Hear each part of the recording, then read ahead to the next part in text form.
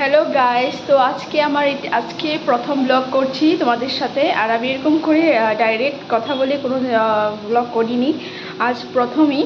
তো আজকে দিনটা শুরু করছি এখন থেকেই তোমাদের সাথে। তো আমি রান্না করব, তার জন্য কী রান্না আমি প্রিপারেশন করে নিয়েছি একটু তোমাদের সাথে দেখাবো। আমার হাজব্যান্ড এখানে দেখো মাটন নিয়ে আসে, আর আমার জন্য মাছ নিয়ে আসছে, কারণ আমি মাংস খাই না। আর মূলো শাক বানাবো, তার জন্য মূলো শাকটা কেটে নিয়েছি আর লবণ দিয়ে একটু মেখে নিয়েছি, কারণ লবণ দিয়ে মেখে নিতে হয়, কারণ তিতো যে জলটা থাকে সেটা বেরিয়ে যায়। তো এখন আমি ছাদে যাব, চলো তোমাদেরকে আমাদের ছাদটা একটু দেখিয়ে দিই।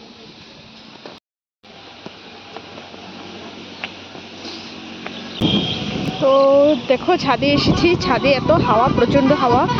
কাপড়গুলো ধুয়ে দিয়েছিলাম, কাপড়গুলো দেখো উড়ে কোথায় দূরে দূরে চলে গিয়েছে। এখন আমি কীভাবে এগুলো আনবো, দেখো তো কী অবস্থা। দেখা যাচ্ছে কি ক্যামেরাতে জানি না, তবে প্রচণ্ড হাওয়া দিচ্ছে, প্রচণ্ড অবস্থা দেখতে পাচ্ছ না কাপড়গুলোর, এই যে। আর এখন আমি ছাদ থেকে এসে মাংসটা ধুয়ে নিচ্ছি, আর মাছটাও আমি ধুয়ে নিচ্ছি। ততক্ষণে তোমাকে একটু বাইরের ভিউটাও দেখিয়ে দিলাম। আমার অনেক ভালো লাগে যখন আমি এখানে বাসন ধুই, তখন এত সুন্দর, প্রচণ্ড এত ভালো হাওয়া আসে, এত মুখে লাগে, অনেক ভালো লাগে।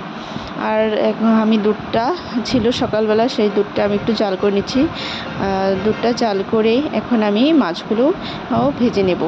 মাছগুলো ভেজে মাছটা রান্না করব কচু দিয়ে, তার জন্য কচুগুলো আমি কিন্তু দেখো সুন্দর করে কেটে নিয়েছি। আর এদিকে আমার মাছ ভাজাটা হয়ে গিয়েছে, তার সাথে ঝোলটাও আমার হয়ে গিয়েছে। তো ঝোলটা হয়ে যাওয়ার পর মাটনটা আমি আস্তে করে বানিয়ে নিয়েছি, কারণ সবারই খিদে পেয়ে গেছে, তাড়াতাড়ি খাবে। তা এখন ভাতও হয়ে গিয়েছে, মাছ ভাত মাংস সব কিছু হয়ে গেছে, সবাইকে খেতেও দিয়ে দিয়েছি। খেতে দিয়ে আমি নিজেও খেয়ে নিচ্ছি। তো তোমরা কেউ মনে করো না যে রান্না করে প্রথমে আমিই খেয়ে নিয়েছি, এমনটা কিন্তু নয়। আমি সেগুলো তোমাদের সাথে দেখাইনি, কিন্তু আমি সবাইকে দিয়ে লাস্টে আমি খেয়েছিলাম, আর খেয়ে সব কিছু পরিষ্কার